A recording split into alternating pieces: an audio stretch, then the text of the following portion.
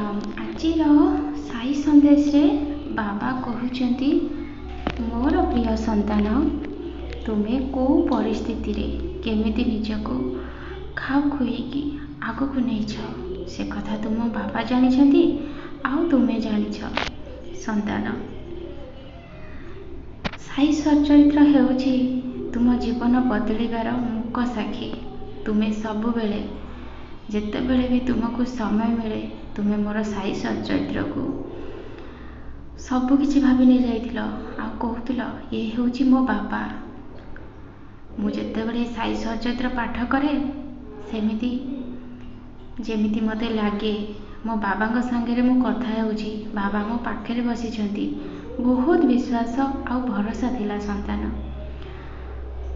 ଏତେ ପରିସ୍ଥିତିରେ ଥାଇ ମଧ୍ୟ ତୁମେ ମନର ଦୃଢ଼ ବିଶ୍ୱାସ କେବେ ବି ହାରୁନଥିଲ। ସେଥିଲାଗି ଆଜି ତୁମ ଜୀବନ ବଦଳି ଯାଇଛି। ସନ୍ତାନ, ତୁମର ଭଲ କର୍ମ ପାଇଁ ତୁମର ଭବିଷ୍ୟତ ଉଜ୍ଜଳମୟ ହେଇ ଉଠିଛି। ତୁମେ ଚିନ୍ତା କରନି। ଯେଉଁମାନେ ତୁମକୁ କିଛି ଗୁଣିଗାରେଡ଼ି କରୁଛନ୍ତି, ତୁମେ ମୋର ଉଦିକୁ ନିଜ ମସ୍ତକରେ ଲଗାଅ ଆଉ ପାଣିରେ ମିଶେଇକି ଓମ୍ ଶ୍ରୀ ସାଇ ନାଥାୟ ନମଃ ଏହି ମନ୍ତ୍ରକୁ 11 ଥର ଜପ କର। ସବୁ ବାଧା ବିଘ୍ନ କଟିଯିବ। ସେ ମଣିଷ ତୁମର କିଛି ବି କ୍ଷତି କରିପାରିବନି। ଯିଏ ତୁମକୁ କ୍ଷତି କରିବାକୁ ଆସିବ, ଓଲଟା ସବୁ କଷ୍ଟ ତା ଉପରେ ପଡ଼ିବ। ତୁମେ ଚିନ୍ତା କରନି ସନ୍ତାନ। ଏ ମଣିଷମାନଙ୍କର ତ କାମ, ସେ କେବେ କାହାର ସୁଖ ଦେଖିପାରନ୍ତିନି। ସେଥିଲାଗି ସେ ଅନ୍ୟର ସୁଖ ଦେଖି ଚଳନ୍ତି। କାହିଁକି ଜାଣିଛ ସନ୍ତାନ? ସେମାନେ କଷ୍ଟରେ ଆଉ ଦୁଃଖରେ ଅଛନ୍ତି। ସିଏ ଯେତେବେଳେ ଅଛନ୍ତି, ସେମାନେ କ'ଣ କାହାକୁ ଖୁସିରେ ଦେଖିପାରିବେ? ତୁମେ ତାଙ୍କ ପାଇଁ ଯେତେ ଭଲ ଚିନ୍ତା କର, ଯେତେ ଭଲ କାମ କର, ସିଏ କେବେ ବି ବଦଳିବେନି ସନ୍ତାନ। ତୁମେ ବହୁ ଚେଷ୍ଟା କରିଛ, ମୋ ଆଗରେ ବି କହିଛ, ବାବା ମୁଁ ସମସ୍ତ କାର୍ଯ୍ୟ ଠିକ୍ ଭାବରେ କଲେ ଦିନେ ପରିସ୍ଥିତି ନିଶ୍ଚୟ ବଦଳିଯିବ। ସନ୍ତାନ, ମଣିଷ କଳାମୁଣ୍ଡିଆକୁ ବିଶ୍ୱାସ କରିବା ବହୁତ କଷ୍ଟ।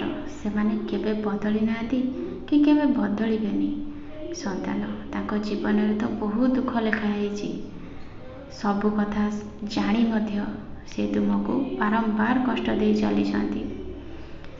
ସମସ୍ତଙ୍କ ମନ କଥା ବୁଝିଛ ସନ୍ତାନ।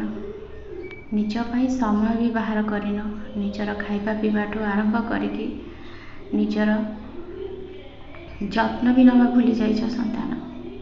ସବୁବେଳେ ଚାହିଁଛ କେମିତି ମୁଁ ସମସ୍ତ କାର୍ଯ୍ୟ ଠିକ୍ ଭାବରେ କରିଦିଏ, କେହି ଯେମିତି ମୋତେ କିଛି ବି କହିବେନି। କିନ୍ତୁ ପ୍ରତି ମୁହୂର୍ତ୍ତରେ ତୁମକୁ ବହୁତ କିଛି କଥା ଶୁଣିବାକୁ ପଡ଼ୁଛି ସନ୍ତାନ। ମୁଁ ଅଛି ନା, ତୁମ ବାବା। ତୁମେ ଧର୍ମରେ ଅଛ ସନ୍ତାନ। ସେଥିଲାଗି ତୁମର କିଛି ଅସୁବିଧା ହେବନି। ମୁଁ ସବୁବେଳେ ତୁମ ପାଖାପାଖି ଛାଇ ପରି ରହିଛି। ତୁମକୁ ରକ୍ଷା କରୁଛି, ଆଗକୁ ମଧ୍ୟ ରକ୍ଷା କରିବି ସନ୍ତାନ। ମୋ କଷ୍ଟ ନିବାରଣ ମନ୍ତ୍ରକୁ ସବୁବେଳେ ପାଠ କର ସନ୍ତାନ। ମନରେ ଜମା ସନ୍ଦେହ ଆଣନି। ଗୋଟେ ଜିନିଷ ସବୁବେଳେ ମନେ ରଖିଥିବ, ଯିଏ ଧର୍ମରେ ଥାଏ, ଈଶ୍ୱର ଯାହା ସାଙ୍ଗରେ ଥାଆନ୍ତି, ଯିଏ ଯେତେ ଚାହିଁଲେ ବି ତାକୁ କେବେ ଖାଲରେ ପକାଇ ପାରିବେନି। ଓଲଟି ସେମାନେ ନିଜେ ଖାଲରେ ପଡ଼ିବେ। ସନ୍ତାନ, ତୁମର ବିଶ୍ୱାସ ଆଉ ଭରସା ପାଇଁ ତୁମ ବାବା ବହୁତ ଖୁସି। ଜୀବନରେ ଯେତେ କଷ୍ଟ ଆସୁ, ତୁମେ କେବେ ହାର ମାନିନା କି କେବେ ମନର ବିଶ୍ୱାସ ହରେଇନା ସନ୍ତାନ। ଏମିତି ମୋ ଉପରେ ସବୁବେଳେ ଭରସା ରଖ ସନ୍ତାନ। କିଛି